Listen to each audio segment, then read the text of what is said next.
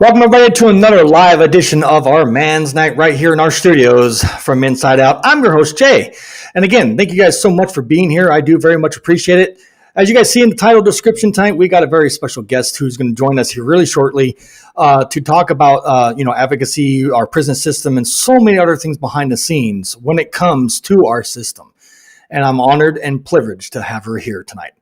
So with that, before we get into that though, ladies and gentlemen, I want you guys to know that this thing is a turning point for us on this podcast, for her and everybody else involved in this. So this is absolutely something that this podcast definitely needs. And I hope you guys really appreciate the information and data that's going to be put into this podcast for tonight. As always, I like to get in the chat and introduce everybody first because our co-host Tammy was in here, but evidently she's having issues and she left, but she'll be back here in a minute. So our co-host will help us in this podcast.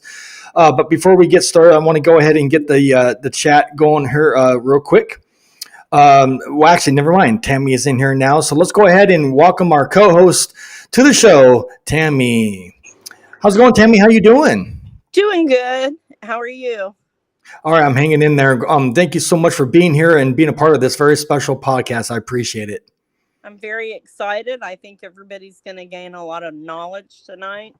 Yeah, and absolutely. I really hope that all you guys absorb this information, share with others, like and share the video, get it out there. By joining forces all over the United States, that's how we're going to be able to get things going.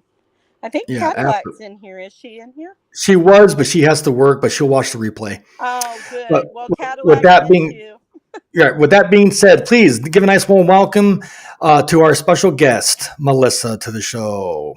Welcome, Melissa. How you doing? I am doing good. Thank you. Thank y'all for having me. I appreciate it. Oh, absolutely. Welcome. I'm hanging in there. We made it to a Friday as always, and we're doing pretty good over here. Still breathing, I guess that counts.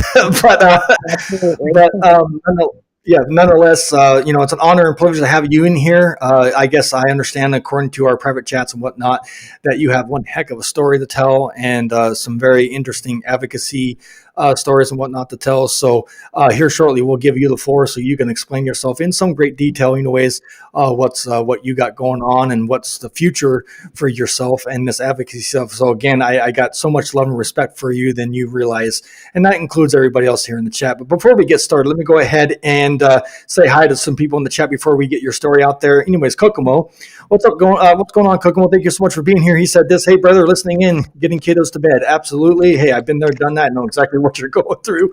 All right, and Burton Midwest. We all know who that is. I can't say it here, but he says hello. He's cool. Don't worry about it, guys. He's just changed his name. And then Kokomo said, "Hey, Tammy."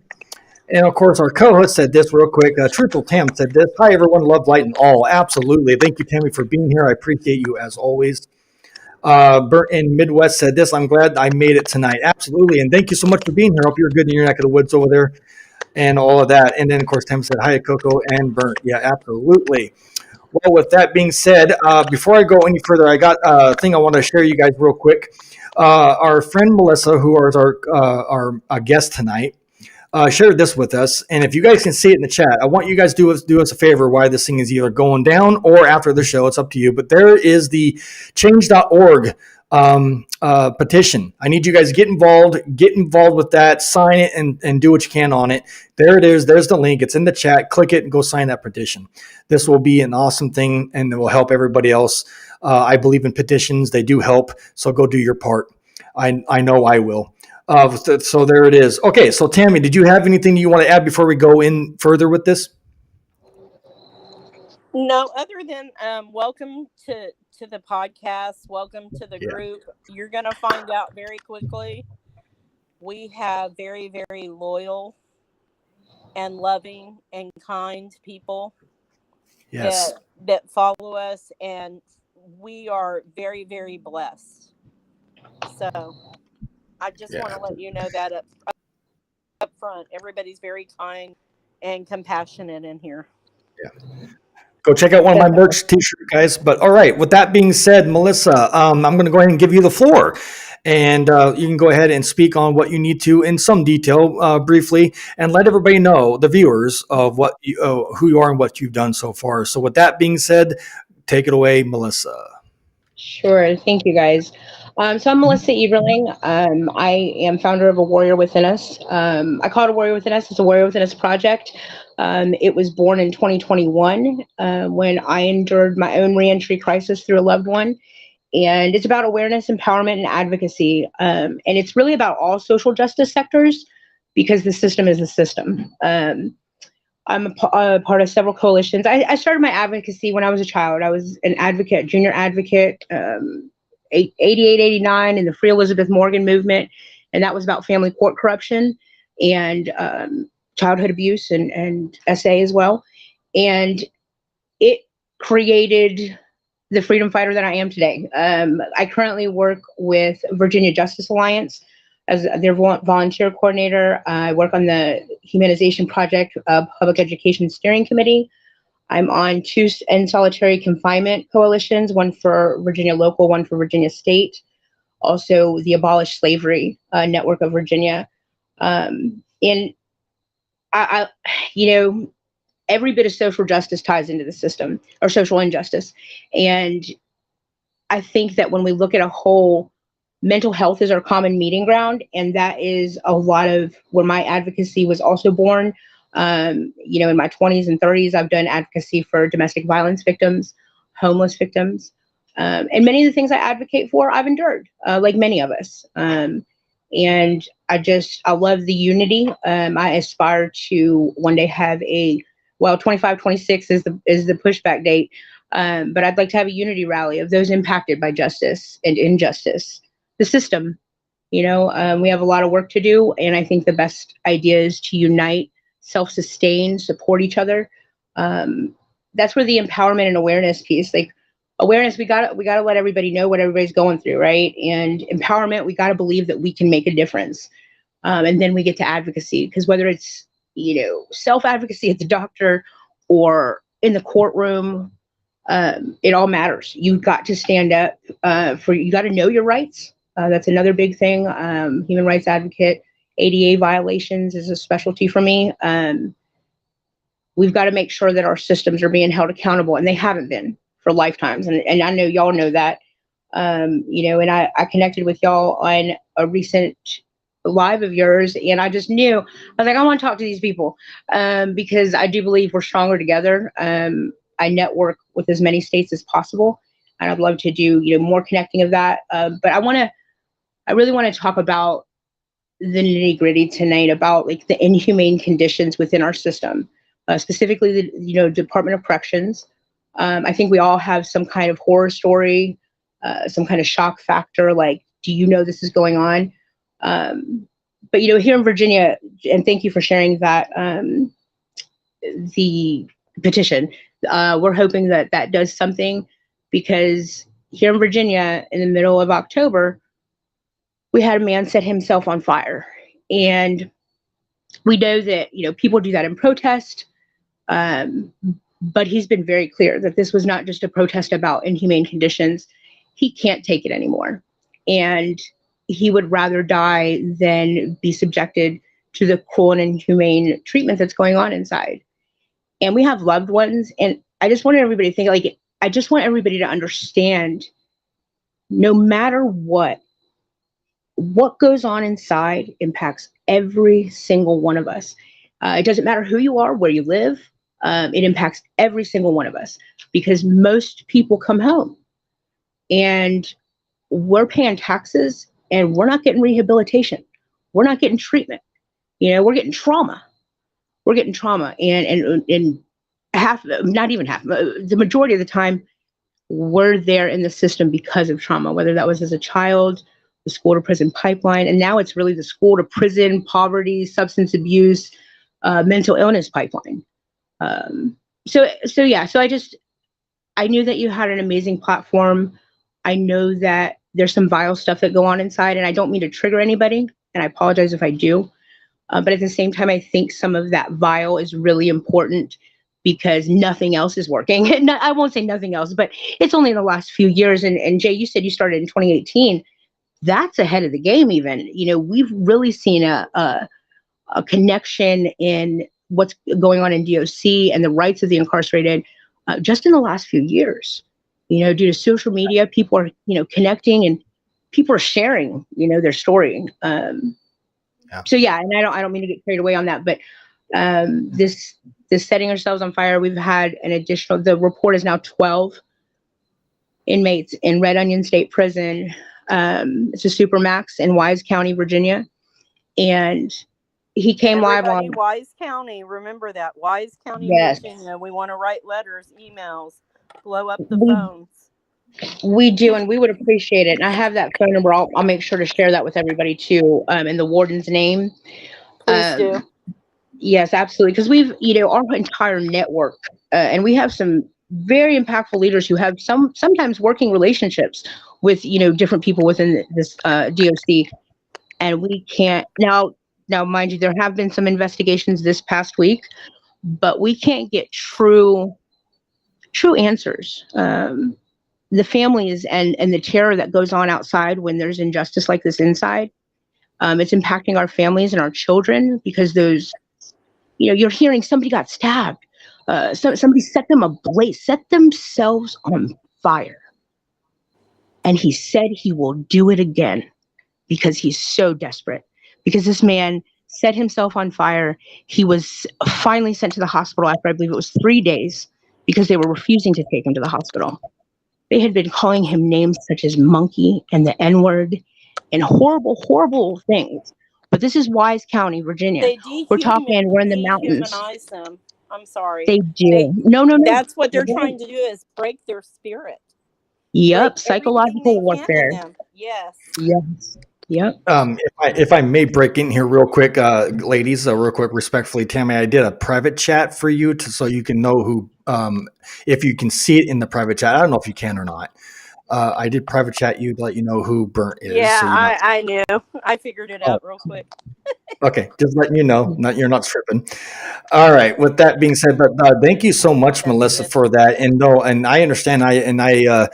Man, you hit everything on the nail tonight when it comes to all of these things and issues that we have within our system.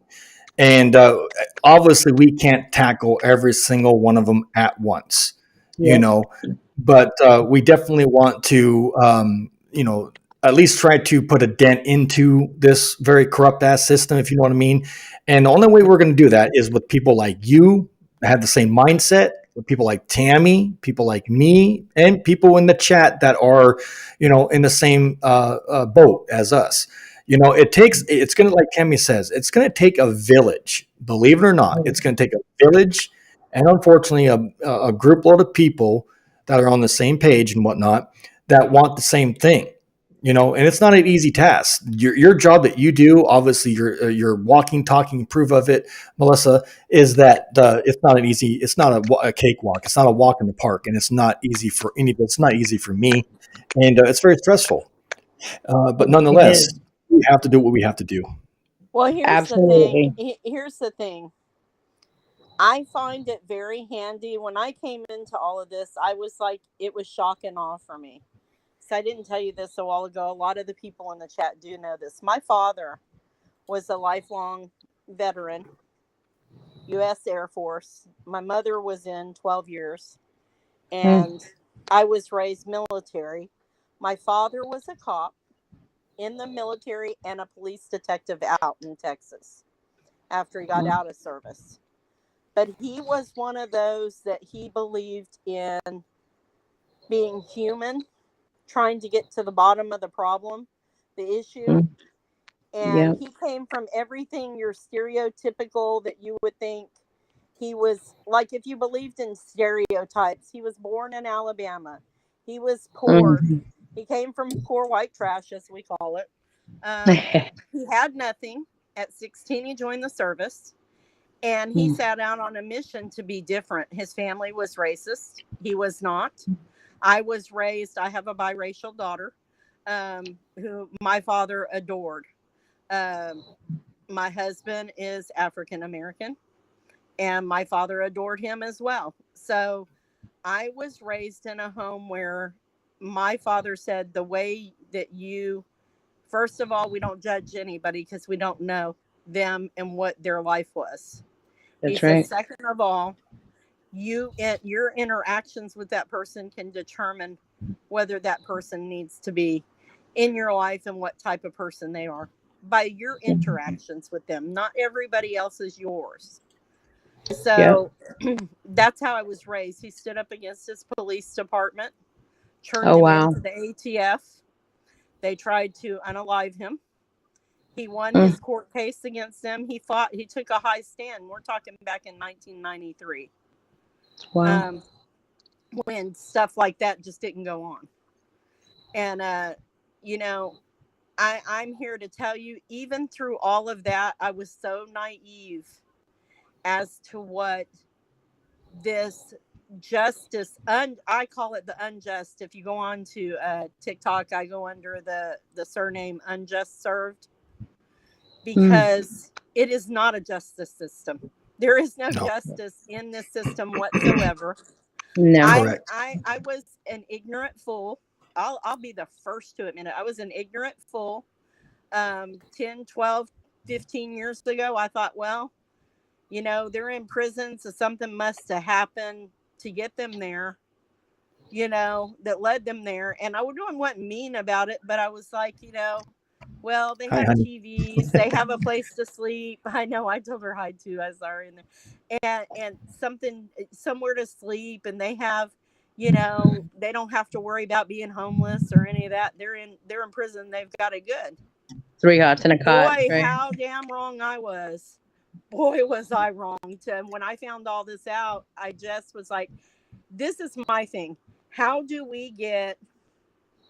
What is your take on how do we get common people, the average person on the street that has not dealt with the justice system, how do we get them to the table and go, look at these videos, look at this live footage with these contraband cell phones that is the only thing that's saving their lives in there, because that's the only way they can report it. Yeah. And let the real world know that what they're feeding them with trays with mold on it, rotted food, rats, roaches, lice, hepatitis, bloodborne illnesses, MRSA. Boxes labeled not for human or unalived medical unalives more people than that, and mental illness. Those are my biggest ones. That right there, you said it. You answered that question you had for me. How do you get people to wake up or turn their cheek back or not automatically judge? I say end incarceracism, right? End incarceracism, because when we think about it, people automatically, it's society, it was ingrained in us. You hear felon, you hear inmate, and different neural networks switch off, right? Because there's stigma. So end incarceracism, we're all human, and our common meeting ground is our mental health, because there's nobody that's not ever had an experience of adverse mental health. In my opinion, as far as illnesses, I personally think we all slide a spectrum of mental health every single day. Some days it's good, Correct. Some days it's bad. But when we see, like, if we can point out to people through events, like I'm part, like the Public Education Steering Committee that we have here through the Humanization Project, those words also kind of speak to it. Humanization. We need people's voices. We see more now than ever, women and men coming forward, men being transparent about their mental health. It's in our music. It's in our movies. But what they show on TV about what goes on in prison, that's not transparency. It's not real enough. They're starting to, but it's still not real enough. Exactly. They We have to rely on those fake cell, or not fake, but those, contraband cell phones and people risking their lives. well, People, it's just vile. The retaliation. If you think of being inside in any given day, even on the best day where nobody's fighting, everybody got their meal and everybody got their grievance, if that ever happened, which it never does. But No. on a most perfect day, you are surrounded in a cage with all kinds of different charges, backgrounds, everything. And you put those people together. You got people yelling and screaming through the night. You hear people get assaulted. You see it, and you have to shut your heart off because that's the only way you can survive. And that should not be the only way to make it through prison, period. It's not no. if you do the crime, you do the time. And if I may, ladies, real quick, to hit on that a little bit more for you guys, and you hit that on the nail again, Melissa. So thank you for saying that, or bringing it up, anyways. Yeah, you're right. You're not going to see in any way, shape, or form anything related inside of our prisons. That's all hush hush behind the scenes kind of crap. The Yeah. public's not going to see it. Now, don't get me wrong. If we have a locked up loved one that can get a cell phone stuck in there or something, then we're going to get to see what's going on in there, and it's happening. And it happens all the time. We see it, and that's the reason why DOC or feds or state get so mad about these cell phones. Get so mad that this is getting leaked out. Well, again, show more transparency and accountability, and you got nothing to worry about. Right. And Look that's at what it. we've never had with DOC. We've never had it, not since the beginning. No. Because if we did, Well- we would know it was all slave trade and corruption from the beginning. And if we actually just search it, it's there in black and white. It's that blatant. You can connect the dots easily these days. You really But can.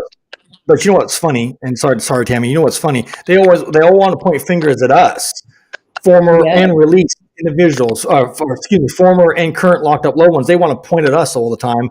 But then when they're doing that, look how many fingers are pointing back at you when they're pointing at you. So just keep that in mind. You're the second person that said that to me, and I have repeated that very saying so many true, times though. throughout my life. It is, get so and that's for anybody. When you're yelling and you're pointing your finger, three back at yourself, man. And I had to learn that myself even at times. But that right there, the reentry and how we point our fingers, they count on recidivism because every human being within the system, whether CPS or DOC, is a big fat paycheck, and it's not just what they get in tax dollars on the front end; it's all the corrupt prison profiteering on the back end, and how much they make off of every hour that their imprisoned resident is working. And then we keep these people. We keep them in fight or flight, and then we're like, "Oh yeah, come out in fight or flight and go get your job." It doesn't work like that. We know neurologically our brains cannot work like that for proper success. And they know that too. Correct. Tammy? Well, I mean, the whole thing is when you think about this, I implore everybody to be on this podcast next Wednesday. We are doing a show on an individual and his wife. He was a corrections officer in Texas over here for 10 years, over 10 years. And he is he has not been completely, not all of his court stuff has been put through, or his wife's, but they had children, and the children were living in just as horrible conditions as they do in the prison. And some of the kids were hers before him. And so he was actually, once they got the kids out of the home and they were in foster care, one of the children that was older, and then a couple more following her, were able to tell what were the nightmares that were actually going on in the house. And he allegedly had the one young child, which is approximately 8 at the time, I believe, on a table and was on top of her. And the wife comes in, and this is like in the dining room table or something. And the wife comes in, she says, "Why don't you do that to a real woman?" And so he gets off of the child and goes into the bedroom with the wife. Wow. And this is coming from the mouth of a child telling this to the foster parents because they feel safe enough to be able to tell their truth. And here's the thing. This man was a corrections officer. When this country can put a judge up there and show me that there's no skeletons in his closet, a sheriff, deputies, give me one county in this whole friggin' country, one police department, one state prison, one state jail, one federal prison that has no staff members that have been convicted of something. Then they can tell me that they're doing things right, maybe a little bit, because I still have an issue with how contraband is getting in there too, because we've pretty much cut off all kinds of stuff, and we have them getting busted left and right here in Texas. I mean, I think that's intentional, and I've done some studying on the Texas stuff just because of the local jails and the 287 contract. That might be for another show, but we had some stuff with that in Virginia that led down into severe sheriff corruption, gun trade, and all kinds of stuff. But anyway, oh my God, what was I about to say? Something about Texas. Oh, damn. You know what, y'all? I'm so sorry. I don't even remember what I was about to say. Forgive me. Right. We're talking about this child, this officer and his wife were committing crimes. Allegedly, I want to say allegedly until it really goes to court. Now, they did lose custody of all the children, permanent custody. So that part of it's been taken care of. But the other, how can you employ people like that? What is their mindset when they go into work? If they're doing that to people that are in their care that they're supposed to love, innocent children, and you're married to someone that has like-minded thinking like you, what are you doing when you hit the doors of that prison? Yep, exactly. And that should point to the fact of, I don't know personally, and I know thousands of people, and I don't know one person that's free from sin and free from wrongdoing. And yep. Sin was born from man's greed, as far as I'm concerned, and that is in every way, sexually, financially, and I don't mean men versus women. I just mean humanity in itself. Humanity, yes. Yep. And I mean that piece right there. And just a side note, how you said that little girl, felt safe to speak up. How this is handled and how she's treated through all this. And what she endures is going to affect how safe she feels to come up next time, Yeah. Well, if I may, real quick, ladies, I wanted to do some share screen. I got some stuff I want to share. Thanks to Melissa giving me this information. I got some things I want people to hear and look at. We are in here for an hour. If we have to go over our hour, we'll do that. And we'll take it from there. My good friend Bert said this, I am close to my kids, and so am I, my friend. I can relate, absolutely. Thank you so much for that comment. So what we're going to do now, ladies, if you guys know, when we do these podcasts, we put up data and information that kind of backs up what we're talking about. And again, this is all because of credit of Melissa sharing this information. So let's go ahead and get into that right now. And then, of course, I got some other things I want to show too during this podcast with that. So let's go ahead and get into the first thing real quick. Bear with me, guys. What you guys see here, actually, I'm going to play this one first, I think. What you guys see here is coming from a site called Prison Radio. I believe this is what it's called, right, Melissa? Yes. This is where the report first came public. Yep. Okay. Prison Radio. It's played in the mountains in the prison, in the two Supermax. Perfect. All right, cool. What I'm going to do is, of course, obviously give all credit and whatnot to Prison Radio for putting this on.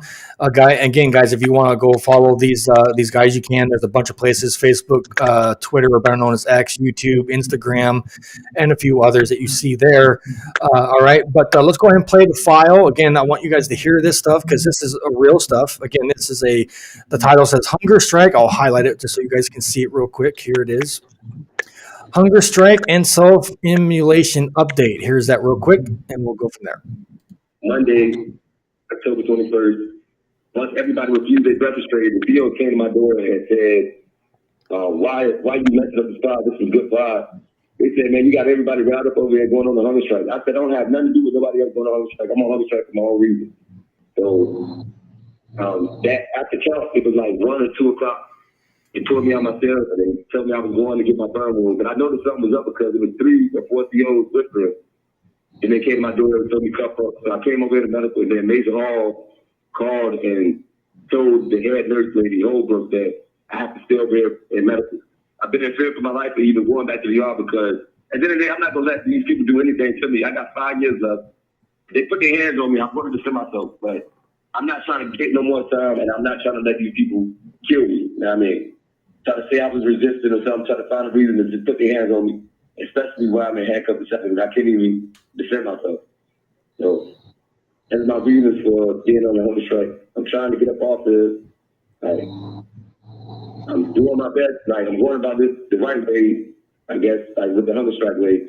But if I have to, I don't mind setting myself on fire again. This time I'll set my whole body on fire. Before I have to stay up here and do the rest of my time up here, I would rather die before I stay up here because every day I'm dealing with discrimination, whether it's behind my race, my last name, or my religion. Just yesterday, they came in my cell after they pulled me off of my burn wound care, and the CEO, Jay Mullins, I wrote a red complaint on this. It's the CEO named Jay Mullins. He told me, like, you know we got to search your cell being that you're on hunger strike. So I said, all right. Like, anytime I come out the cell anyway for medical, y'all search my cell. So they pulled me out. He goes search my cell. He started throwing stuff around, and he grabbed my Holy Quran, my Noble Quran, and threw it on the ground.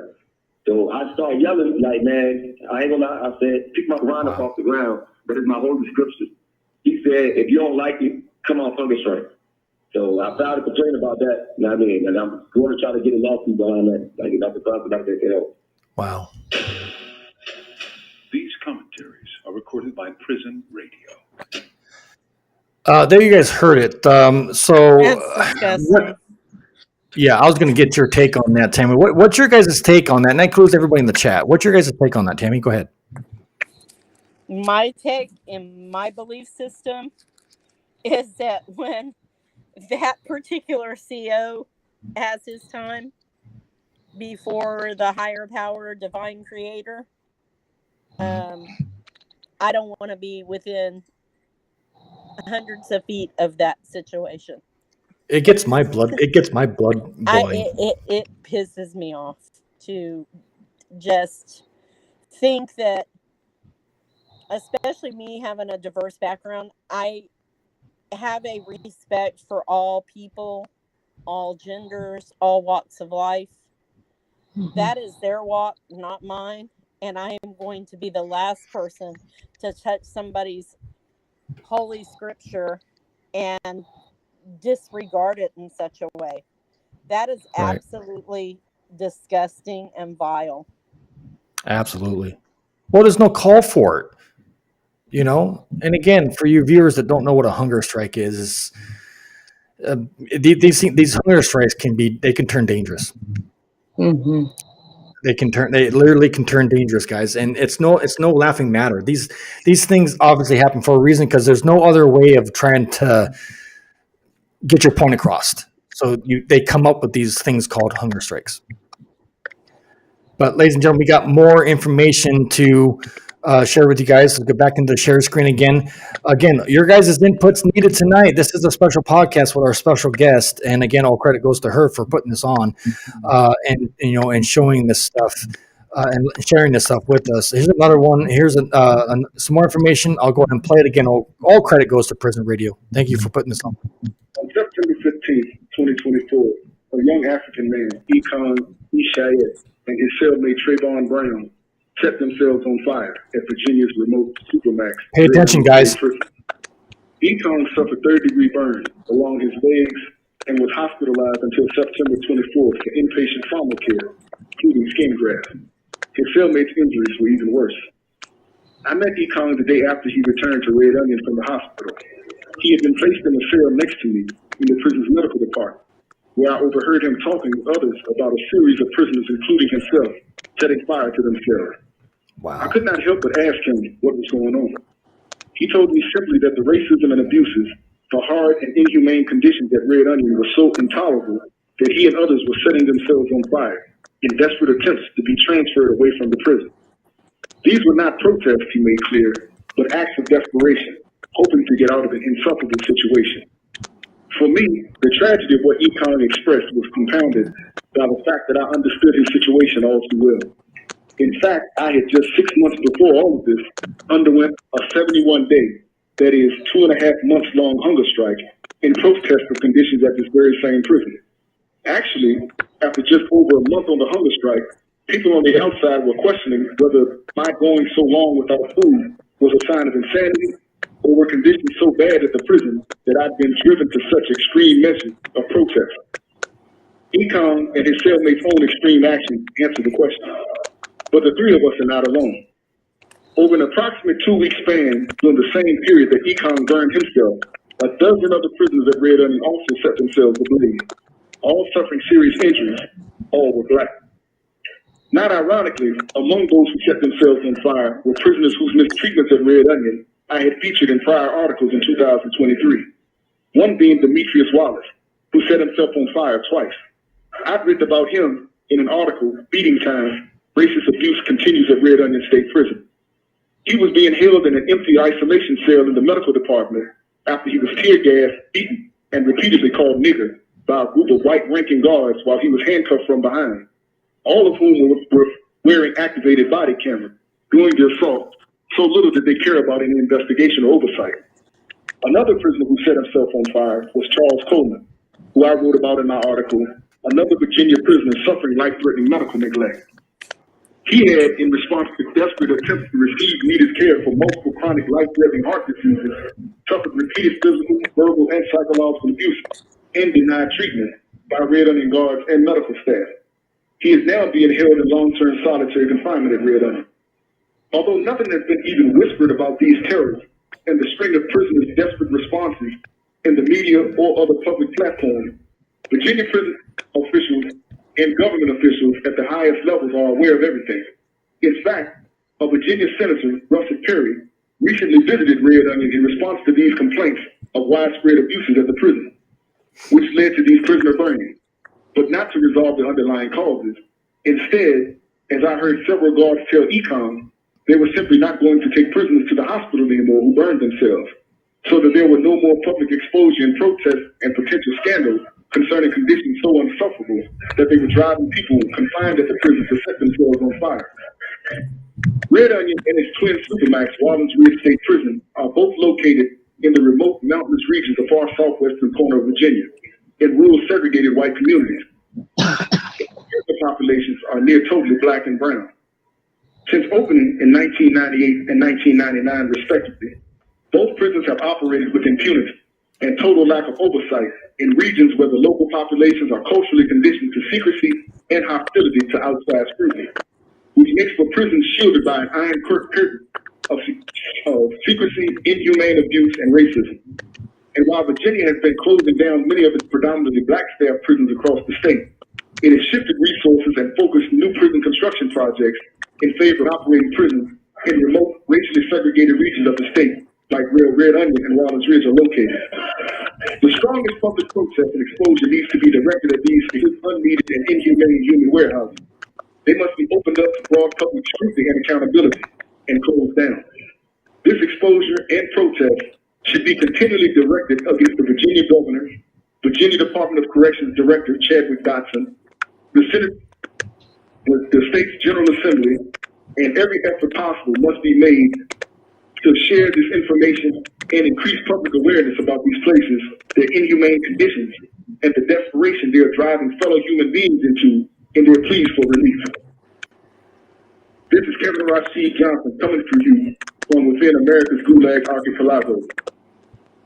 All the articles cited above can be read on RashidMod.com. That is RashidMod.com. Here to struggle, here to win. All power to the people. There you guys have it. And we're going to get your guys' intake here real quick on what you just heard there. Man, prayers for all of this situation too. Man, this is ridiculous. Holy moly. But here's that petition I was sharing earlier, guys. There it is. It's in the description of this live, and it's also in the chat. You click it, this will come up too. It's called change.org. Guys, please do what you can. I'll highlight the topic or the front thing here. There it is. Title. There it is. We need, obviously, they're reaching 200 goal. They're at 117. They're almost there. Get your signatures on this, guys. Do your part, and let's bring some change and some hope to our system. Again, all information is in the description of this video. Guys, what do you guys think? Tammy, go ahead. It's all yours. I'm trying to catch my breath. I'm so angry. Okay, so in Vietnam, during the war, both in Thailand and in Vietnam, because Thailand was heavily involved in that. They helped the United States quite a bit because they did not want to go through what the South Vietnamese were going through. The Buddhists were setting themselves on fire. Yep. I read that. Protest, and that's what this reminds me of. Exactly. It's I actually read that same article, or not same article, but I read an article about that. And thank you for bringing that up, because it brings me to, there was a vet in the 70s that set himself ablaze for the same reason, because of African American violence and torture. So thank you for bringing that up. Oh, you're welcome. Yeah. I think, that should, listen, this should just, can you imagine, to be on fire is torturous. Well, it's a hard way to go. It takes forever for you to die if you die. Yeah, it is. It's so bad. Why would somebody do that to themselves? They would have to be so absolutely just at their end that they would rather be unalive than be in these prisons anymore. Yeah. What kind of country do we live in? You know what I mean? Like, we incarcerate. It's starting to feel like it's a foreign country. Yeah. Yes. Than any other country in the whole entire planet. I don't even want to say world. Think of it. We're a planet. Yeah. And out of the human race, the United States is becoming one of the most corrupt, enslavement, abuse. It's human genocide, and we have to stop it.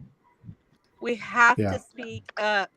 These incarcerated individuals are mothers, fathers, grandfathers, grandmothers, sisters, brothers, nieces, nephews, sons, daughters. They belong to all of us. Correct. We are all interconnected as the species, and if we think that someone is injured, mental illness is an injury. Absolutely. We need to address the injury. We have to get to the root of the problem. Listen, I worked in schools for almost 20 years. I worked with aggressive behavior children for the last 10 years that I did it. Let me say this. The more rules, the more punitive things got. Say 2 kids scrapped. We would ruin their life and put them,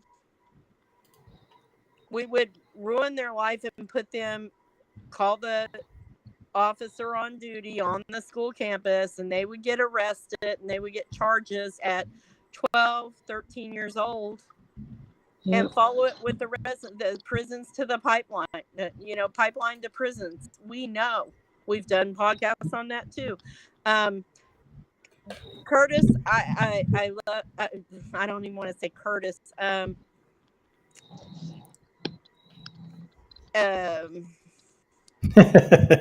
the people in here, not just him, but there are so many people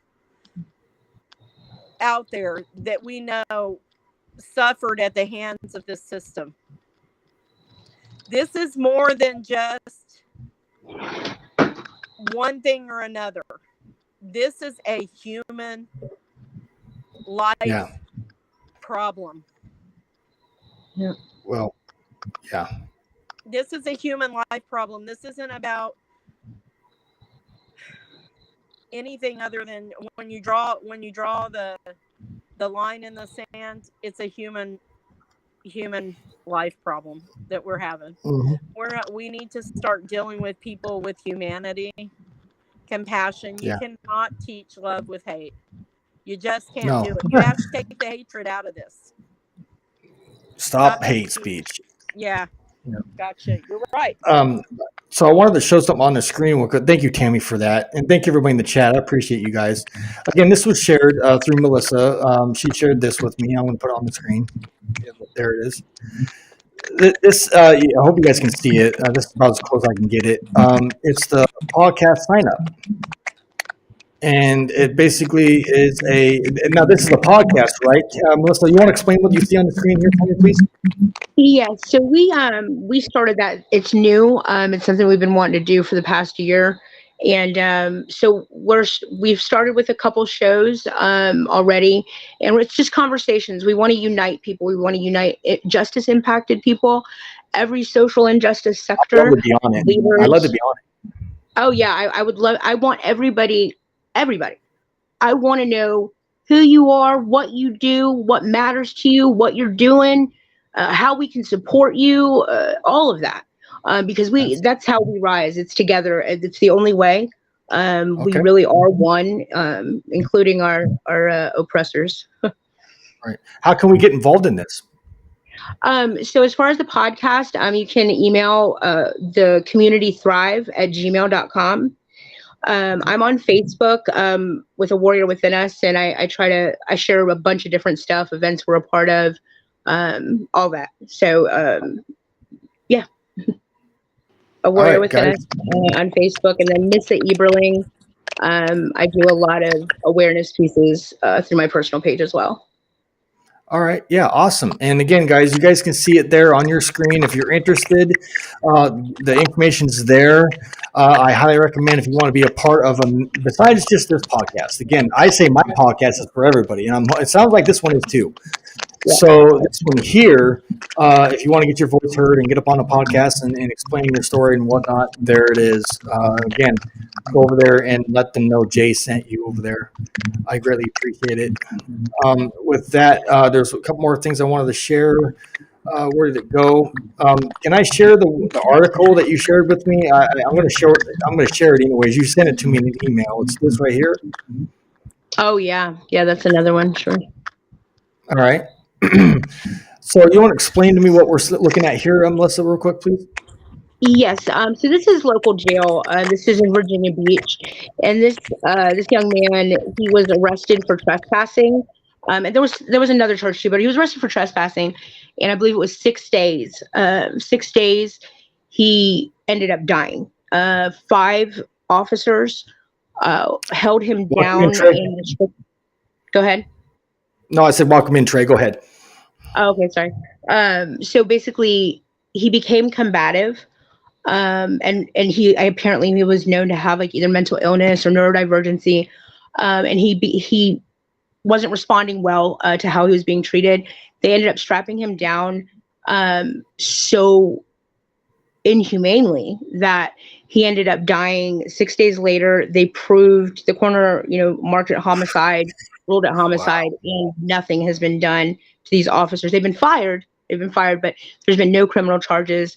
And what we've seen, like we had a sheriff in another Southwest Virginia. Y'all look up Culpeper. Culpeper, Virginia is vile in every way as far as the system. But we had a sheriff. We had a sheriff unalive a woman because of her DUI, and the only punishment that happened was she was demoted to go work at the courthouse. I hope the family sues. And what's crazy is here in Virginia, civil cases. Our director of DOC, Chad Dodson, he was a civil rights judge. And that's who hears all of those cases of violations and rules on them. And if that's not like conflict of interest, I'm not sure what is, but it just makes you think like you can fight and you can sue And so many of them are oppressed and thrown out, and they find their loophole, or they just make up whatever they want to make up.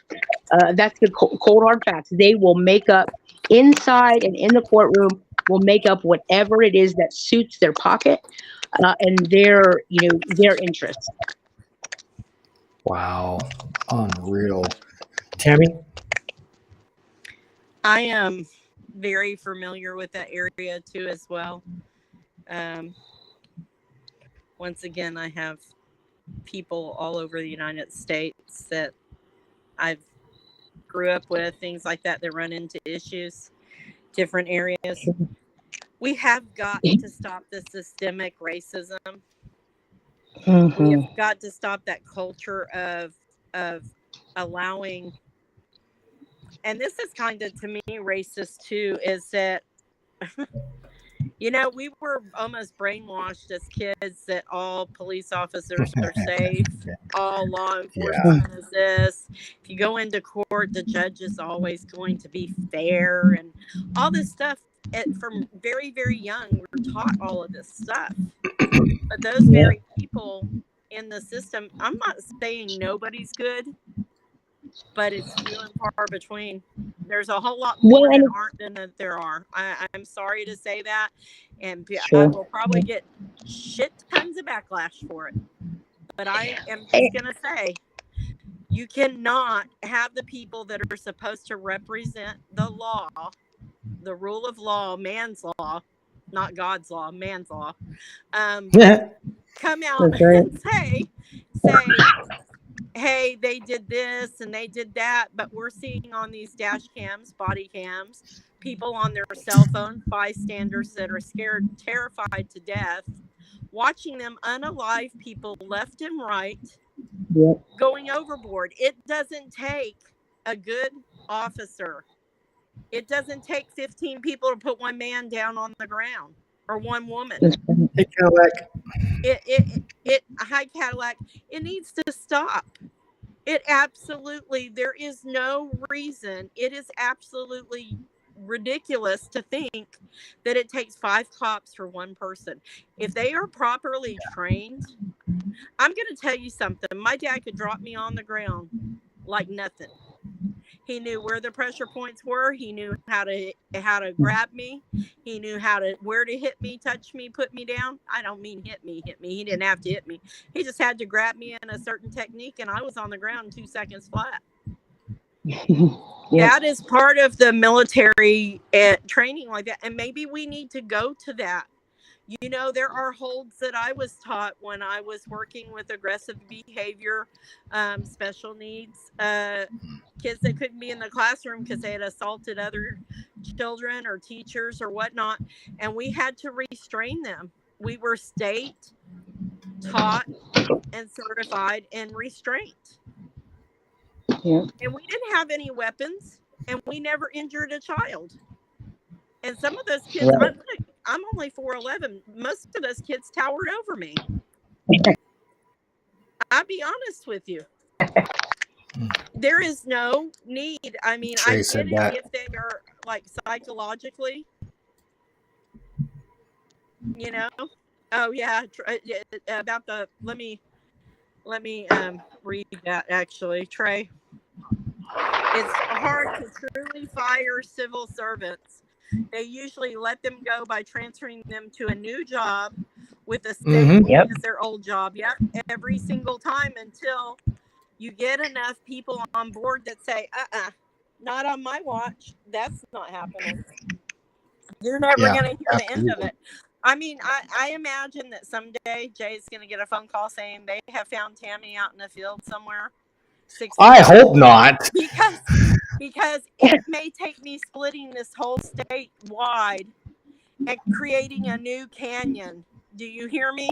Because I am sick and tired of the racism, the crappy background checks they're doing, the crappy mental health evaluations they're doing on these employees. And I don't care if it's a judge. I don't care if it's a senator. I don't care if it's the president. If they're not right and fit to be fair, unbiased, and do what you need to do as a human being to look at an individual and go, okay, they have special needs. We need to address these issues, because let me tell you something. We're treating people like I'm not. They are treating people like animals and expecting them to come out to society and not be animals. Yeah. That's the fact. That's not surprising, my friend Bert. Yeah, he said, I told my attorney and nothing happened. I'm not surprised. But one more thing I want to show on the screen, guys, because we're getting at the top of the hour. There's this too that Melissa sent me. It's called Urgent Call to Action. You want to explain to me, Melissa, what this is? Well, this was actually just when I first sent it to you to give you just like kind of full scope. And it's basically to reach out to Red Onion Warden. And actually, let me get you that information real quick. Right here. Hold on 1 second. You know what happened? I just relocated in the other part of my house, so I apologize. Give me just a moment. Oh, no, you're good. You're good. Okay, it's Warden David Anderson. Red Onion is 795-166-796-7510. And again, Warden David Anderson. And we're asking people, if you have the time, follow up, ask what's going on with the investigation, ask for transparency, because this impacts not just the Commonwealth of Virginia, but absolutely nationwide, because it represents how dire it is everywhere. Right. Yeah, absolutely. And have you by chance, or can you at least tell us here before we go, your outreach on that? Was there a good outreach? Was there a good response on the urgent call to action? Yes, I mean, there's been, I literally couldn't tell you how many dozens and dozens and dozens of people who've stepped up. Natasha White is a national leader, and she's out here in the Commonwealth, and she's been heading it with her organization, Interfaith Action. I'm so sorry. I don't even remember the IAHR, I believe it is. And she's on the petition. She's just kind of asking the same thing. Make some noise. And even if you don't want to do it for Virginia, take 5 minutes for a call to action in your own town too, because I guarantee somebody needs it. There are different justice coalitions in every town, and we have all kinds of volunteer opportunities to funnel people to. No matter how much time you have, whatever your restrictions, we can find something. Yeah, absolutely. And so that's good. So we obviously need more people on the call, it sounds like. Yes, absolutely. Absolutely. Okay. And thank you. Well, okay. And again, if I may, send that information to my email, voicesfrominsideout@gmail.com, and I'll try to send it out to people that want to do the calls. I'm sure Tammy would call, and a few other people would call, and try to help at least on at least my behalf, and see what we can do anyways. And also the petition.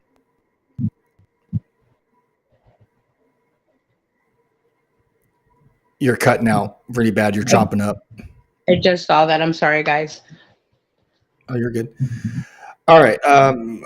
So Tammy, before we're at the top of the hour, pretty much, is there anything you want to say, your closing arguments? Tammy?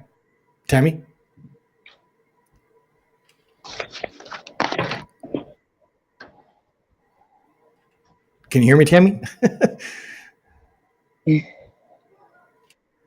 No, you're not muted. You're not muted. Okay, got Can't it. be. It said that, There you go. said the host unmuted your mic.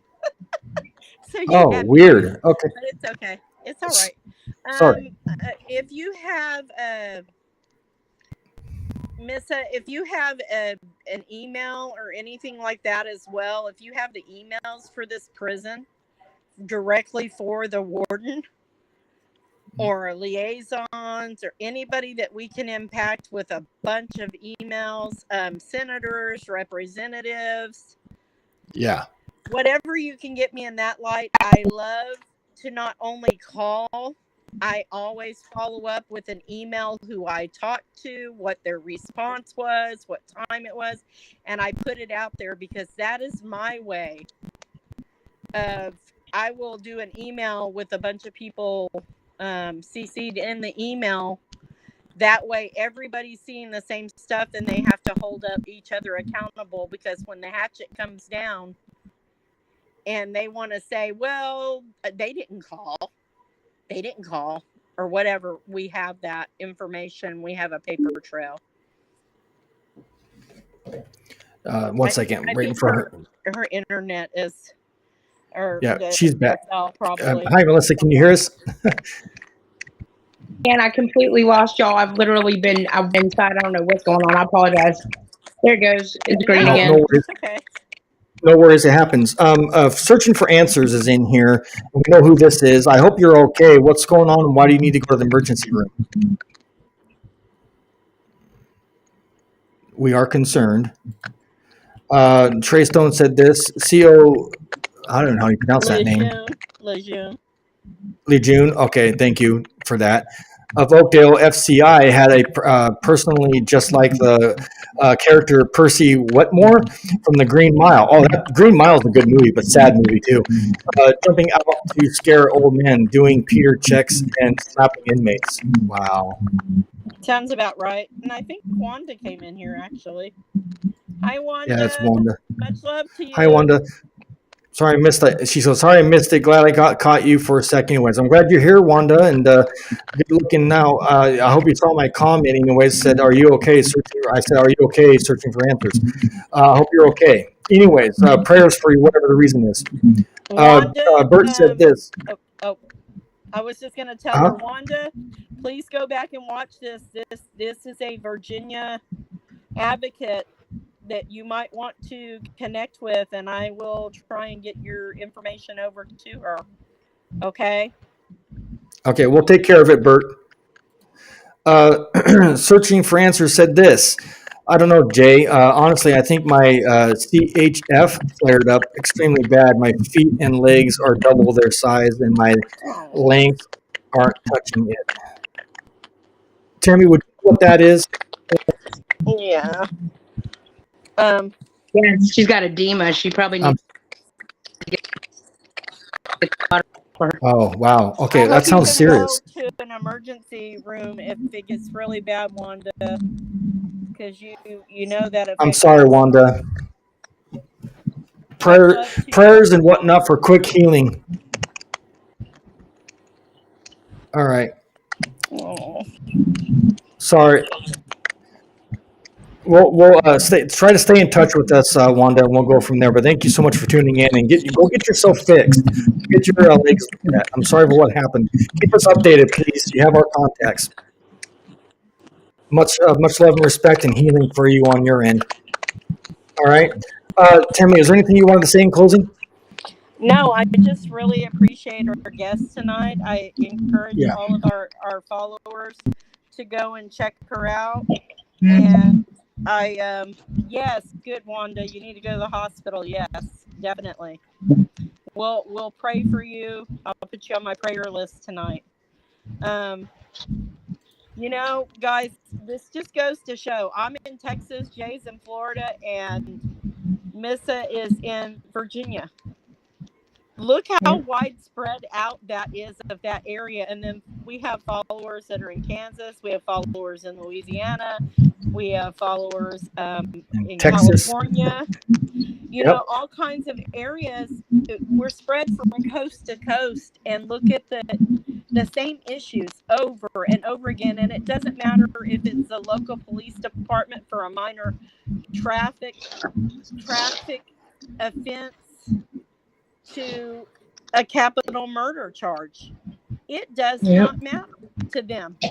And based on just the color of your skin or what your economic class is how they are going to treat you when they get out of that car to approach you. And folks, we're always one step away, any of us, from getting pulled over and that being our last breath. That's right. Yeah. That's how real it Prayers is, and for- it's getting worse. And Prayers and for just to- I'm so prayers sorry. for Go ahead. you. Yeah, absolutely, Melissa. And prayers for Wanda again. A CHF is congestive heart failure. Yeah, and Wanda herself missed her backstory a little bit. I'll tell you, and Jay can tell you. She lost her son. He was arrested. Issue with substance abuse, and he went to the hospital for an overdose. He was getting well. As he was in there, he had some warrants out for his arrest for some minor violations. They came up there to the hospital and they took him into their custody, and he got taken from there to the local PD to hold over to go to county, and a 30-minute drive turned into a 3-hour drive, and he showed up at county not feeling so well, and things just escalated from there, and now he's unalived due to he had when Wanda showed up at the hospital, they life flighted him from the local hospital to another big hospital. When she showed up and finally found him, she had her phone out and was trying to take pictures, and they threatened her not to be able to see her son. So Yeah, that's she messed put her up. phone up, but he had a boot print bruises on his back. Somebody stomped the crap out of him. And he ended up unaliving. He had a torn spleen from rips in his spleen. So he had collapsed lungs, broken ribs. Yeah. You name it. It was all in the trunk of the body. Is where all his obvious abuses that happened to him were there. And this has been a big cover-up. She's in West Virginia. She desperately needs help. I have a lot of information on her case. Oh, wow. If you have anybody in that area that could maybe reach out and help her. Yeah, I do. Really getting a run around. Thank you, Absolutely. Cadillac. Wanda, I'm so very sorry to hear that. My heart goes out to you. And however, Tammy, if you want to connect us somehow, I will find somebody to assist for sure. Yep. We're all here to work as a team, guys. We're all here to work as a team. This is how we network. This is where it begins. Absolutely. Well, Melissa, it was an honor and privilege for you to be here tonight. I appreciate you more than you know. Thank you so much for having me. I appreciate it. I look forward to being able to, speak on more topics, bring some more awareness, some more unity, help our people. So thank you again. Yeah, absolutely. And again, keep in mind, just like with your podcast and whatnot that you were talking about earlier, this podcast is also yours, not just mine. It's also Tammy's. It's everybody's. So this platform is yours. Use it when you need to, and just let us know. Thank you so much. Absolutely. Well, that's going to go ahead and cut it for tonight. Tammy, again, for you too. Also, Tammy, thank you so much for being here and helping out with this and being a co-host for this show. And everybody in the chat, you know who you are. We got a lot of love and respect for you. Thank you guys so much for being here. We appreciate it a lot. We really do, from the bottom of my heart. Tammy, it's an honor for you to be here. Thank you, Tammy. Thank you. I'm happy to be here. Love you all, and good night. Yeah, absolutely. You're in my prayers tonight, everybody. Sounds like yep, and prayers to Wanda too for her. Prayer to Wanda with her issues and whatnot. But with that being said, I'm your host Jay. That's another episode of our Men's Night. We'll see you on Wednesday with that special podcast coming up, 8:00 p.m. Central Standard Time, Florida time. Hope to see you this Wednesday. With that said, you guys have a great weekend. I'm going to an air show tomorrow, so I'll be filming that too. So with that being said, you guys take care of peace, and we'll see you next week. Good night, everybody. Take care of peace. Good night.